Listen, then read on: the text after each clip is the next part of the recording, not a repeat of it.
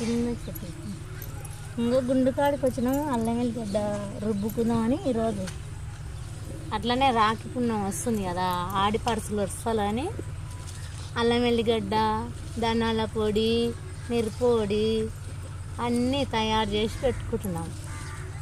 మీరు కూడా అలాగనే చేసి పెట్టుకోండి. అందరు ఆడపిల్లలు వస్తారు సంవత్సరానికి ఒకసారి.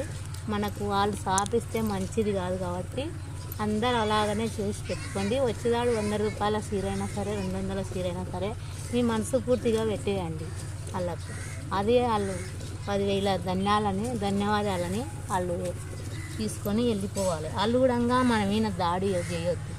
మన తాన ఉన్నంతనే పెడతాం కాబట్టి ఎక్కువ వాళ్ళు కూడా మన మీద అహంకారంగా చేయొద్దు. ఆడపడుచులు ఎవరమైనా సరే, మీరైనా సరే, మేమైనా సరే, మనమైనా సరే, వాళ్ళైనా సరే ఇదే ప్రభుత్వంగా ఇట్లనే నడిచిపోవాలి. గతం మన ఎంట ఏం వస్తలేదు మేడం.